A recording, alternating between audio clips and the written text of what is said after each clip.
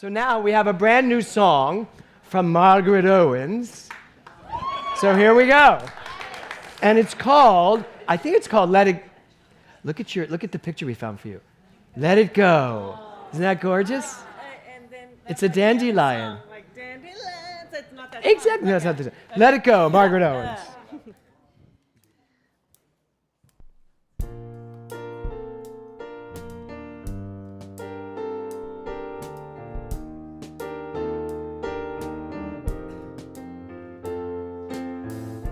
How long am I gonna tell this story? How long am I gonna carry anger inside? I know I'm not holding the best thought for me, and I know there's gotta be a better feeling to find. So if I stumble, if I fall, let it be forward. Release the clutches of the conflicts and the absurd. I could just let it go. Let it go now, let it all melt away like ice cream on a summer's day. And trust the flow, yes, just let it go. And realize it's all gonna be okay now.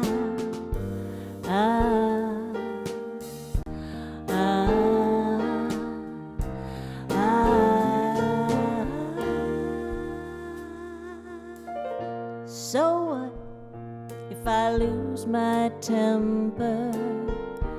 I know where I can find peace again. I came here to be God expressing, and it is bliss when I connect deep within to that mighty presence which is oneness, love, and light. It soothes my soul, it calms my heart and sets me right, so I can just let it go. Let it go now, let it all melt away like ice cream on a summer's day. And trust the flow, yes, just let it go. And realize it's all gonna be okay now. Caught up in the crossfires of this challenging perception, I have let my mind go wandering where I should know better. But I do not need to know why I wandered or grieve the precious thoughts I squandered. I could claim the blessed gift of now and let my consciousness allow the gifts the lover wants to bring me, the very best of everything. I could let it go. Let it all melt away like ice cream on a summer's day. And trust the flow, yes, just let it go. Realize it's all gonna be okay now. Let it go. Let it go now, let it all melt away like ice cream on a summer's day. I let it go and trust the flow and realize it's all gonna be okay now. Let it go. Let it go now. Let it all melt away like ice cream on a summer's day. I could.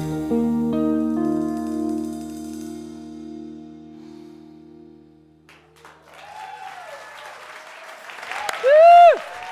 Margaret Owens. Best ice cream song ever. Woo! Oh, God. This day, it's just, what a blessing. Oh, my God. Just amazing. So, a couple of lyrics that she sang in there that just get me. If I stumble, if I fall, let it be forward. It goes right in line with what Patrick was saying, what Reverend Patrick was saying, which is that, we think when we stumble, when we fall, when we make mistakes, the world has come crashing down on us. And it's awful. Why did I do that? We get so involved in all the crap in trying to rationalize it, make sense out of it, fix it, instead of, you've just fallen forward. You've mistakenly moved forward. But no matter what, you're moving forward. And if you just allow that, oh my God, if you let it go, how many times have you had someone say to you, let it go? Just like that. If you do, you're in my marriage. So, yes. So let it go. And do it before the universe has to scream at you. Wouldn't that be nice? Let it go the first time. Here's another one. I love this. This was so beautiful, Margaret. I came here to be God expressing. Well, great lyric, but also a really great reminder. It is what you came here to be. You came here to be God expressing. So what does that mean? I came here to be God expressing. I came here to be creativity, the divine urge, the infinite nudge. I came here to be all of that, and then I have choice to do with it as I will. Because the truth is, you are God expressing even if you're having a difficult life. You're God expressing a difficult life. So, but I think I know what Margaret means by that. I came here to be God expressing. I came here to be the best, not of other people, the best of myself. I came here to succeed. I came here to be opulent. I came here to love. I came here to be loved. I came here to live at such a high level of understanding that pretty much life rolls along. Like she got to the end of the song, I thought she was going to literally start levitating at the end and hula dancing. So I love that. I came here to be God expressing, so let it go. Let it all melt away like ice cream on a summer's day. Is that like one of the best lyrics? Like ice cream. Can't you just see yourself just eating ice cream on a Sunday in the summer and it's all over your arm and it's coming down your face? I mean, that's like nirvana. Especially if you go to Salt and Straw. Anyway, so Ernest Holmes said this. He said, let is a big word. Let is a big word. It is an important word. By taking thought, you do not add 1 cubit to reality, but you do allow reality to manifest the things you are doing. So think about that. Allow reality, allow God to do the things you're doing. You know when life is hard? When I think it's me doing it all. Anybody else feel that way sometimes? I know you all do. We all do. We all think I have to do this myself. This is me doing it. And yet, if we just were to allow and go, wait, there is that in me, that is me, my highest self, that if I just let it, it happens. This was a very, very busy week for me. Very busy. And there are moments when I wake up on a Monday morning, or Barbara and I are in a staff meeting, and we're looking at what is ours to do for the week. And if we didn't believe this philosophy the way we believe it, we would be like, not happening. Because so much had to get done this week, including that beautiful service Friday night. Yesterday, I was on like you're going to think this is hard work. I was on a cruise liner having lunch. But it was all part of working for us to deal with these incredible experiences we're planning for the year. So there was just so much to go from thing to thing. If you just let it go, allow that in you to do it, amazing things happen. Like there are 3,000 people on this ship. But of the 3,000 people on this ship, I run into Karen Oxrider's mother. Literally. 3,000 people have boarded the ship. I'm getting ready to leave. The ship's going to take off in an hour. And I'm walking down, and I went, oh, that woman looks just like Karen Oxrider's mother. And she happens to be with her father. So I was like, it was just so amazing. And I went over and I went, hi. And she turned around. Now we're on a ship. So she turned around and she went, hi. I said, I know, you don't recognize me out of context. And she went, oh my God. It was just so cool. That's what happens when you let it go. The universe shows up. The title of my talk today is Allow Me. The middle got it. Where are you all? Allow me. So, Ernest Holmes, he also says this. We are surrounded by an infinite possibility, It is goodness, life, law, and reason. In expressing itself through us, it becomes more fully conscious of its own being. So Ernest Holmes is saying here, as you allow you to emerge, what you are emerging allows itself to expand. So when you lean back into the truth of who you are not only being in the process of allowing something in you to do the work, you're also allowing it to expand. Bigger and bigger and bigger. You all have amazing things to do in this world. Amazing things. And that doesn't mean they have to be amazing things based on what people think amazing things are. Amazing things could be to spend my life teaching people like this so that every part of the world gets that kind of consciousness every week.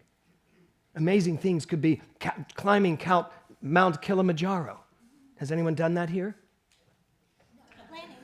She's planning on it, though. I knew I heard that in my head when I said it. So you all have these amazing things to do, and there is that in you that is ready to do those amazing things. And as soon as you let that thing in you do those amazing things, it expands, and it gets more amazing. And you become a tenor. So he goes on to say, therefore, this thing in you wishes to express through us. There is that in you. It wants to express as Doug Draper. It wants to express as Rita Andriello, Sean. It wants to express as every Suzanne, everybody, Margaret, Ann, Bobby, Billy, Tommy, Eddie, whoever you are. It wants to express as all of us. It wants to. So what do we have to do? We have to allow it to do so, right? As it passes into being, it automatically becomes the law of our lives. I want God to be the law of my life. Not fear, not struggle, not pain. I want that thing that is the most incredible expression of love to be my life. And it says it can pass into expression through us only as we consciously allow it to do so. Therefore, we should have faith in it and its desires and its ability to do for us all that we shall ever need to have done. So Ernest Holmes is saying in this beautiful passage, he's saying, if we were to allow, everything we could ever desire would come to be. If we would allow. That word, it's such a powerful word. Let it go. Let it be. Let it do what it's here to do. I'm here today to disabuse all of you of all of your struggle. You do not need to struggle to make things happen in your life. You do need to, as Rita said, do the work to allow it to. Because in our culture, it's a lot of work to give the control over. Did you ever notice that? I've noticed there are people in this world that are controlling.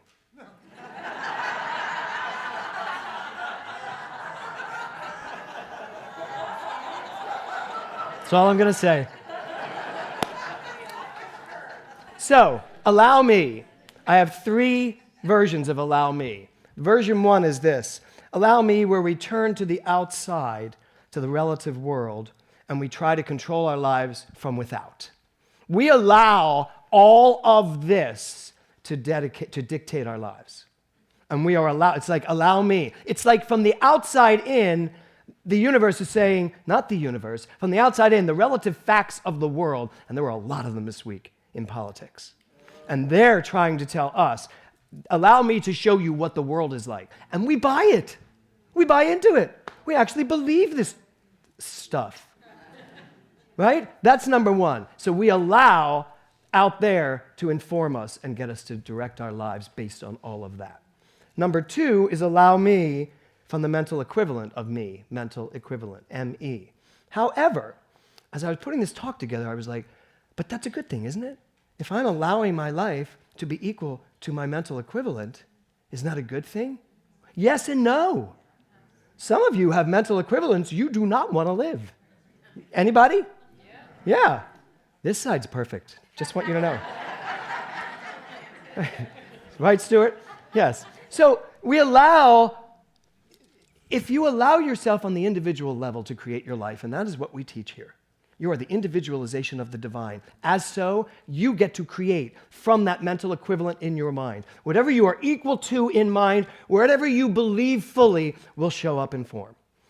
Well, a lot of us have mental equivalents that are based on the race consciousness of the universe. And we still have mental equivalents based on a lot of rogue beliefs that no longer work for us.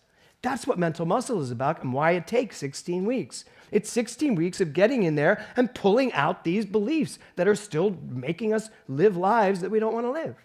So there's two allow me's. We allow this out here, we allow this in here, and then allow me from that within. The intuitive wisdom, the knowing that knows beyond the facts, that knows beyond your individual mind. And yet, it is your mind. And that's what I'm really here to speak of today. That thing in you that is consistently saying, allow me. You think you have this? You think you are in charge of this? You think you can control this? Well, allow me to show you what you can really get when you just let me open the door for you. Stop trying to break it down. There is something in you that is literally opening every door for you, if you would allow it. It's hard to open a door for you if you keep standing in front of it, banging on it, especially when it opens on the inside. And life opens on the inside. So your job, your work, as the beautiful Reverend Rita talked about, your work is to work with your mind so that you're prayed up when something happens, because things will still happen. This is not a teaching where we give you a card and say your life will now be perfect, you'll never have another challenge. Everything's going to happen. It's all God, it's all love. Go, my friend. I wish I could give you that card, except I don't wish I could give you that card, because sometimes the most horrible experiences bring forth the most beautiful outlooks and the most beautiful knowing. You know, I know that some of our congregants are saying goodbye to a pet right now, you know, and the pet will pass shortly. Well, I've said goodbye to two pets so far, and it's torture. It's torture. It's horrible to say goodbye to our pets. And then talk about saying goodbye to our people, our friends, our family, our children. It's not easy. And yet, in that moment of beautiful transitioning, you get it. My first time as a minister that I was with someone as they were transitioning, I was a brand new minister at Los Angeles Church, and they asked, and the wife of the husband asked for me to come out specifically. And I was very honored. And I went and I sat in their beautiful Bel Air home, and the husband had been put on a bed in the living room, which was all glass, looking at a rose garden that he had planted for her. And she wanted him there. And it was so beautiful. And that moment, and I was blessed to be there on the moment when it happened. I was sitting there, and she and I were talking, and he took a breath, and we looked, and he let go, and that was it. And then the next moment happened, and she started to cry, and I just looked out the window and saw all those roses. I said to myself, this is God, because nothing has changed. Nothing has changed. That's what this life is all about. So yes, horrible situation, hard to go through, but such an amazing energy that comes out of it, so much knowing. So that's our job.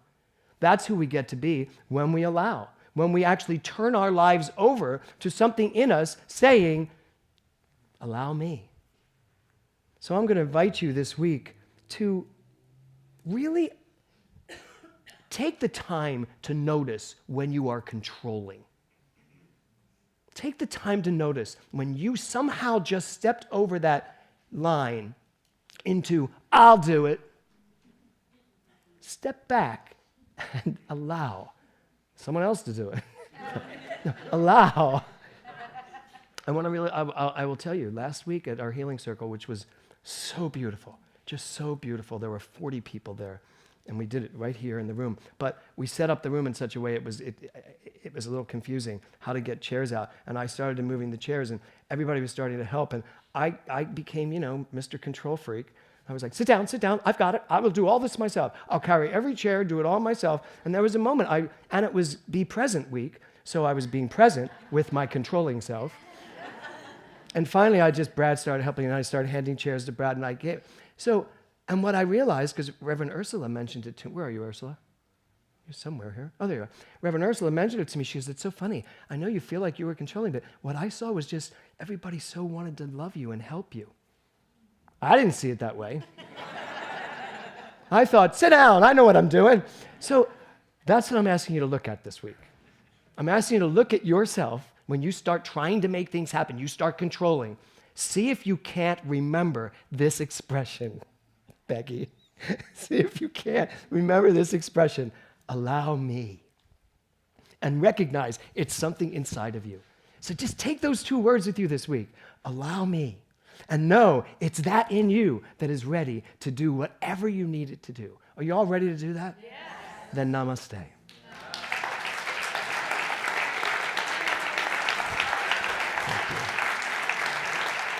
Thank you. Thank you, thank you, thank you.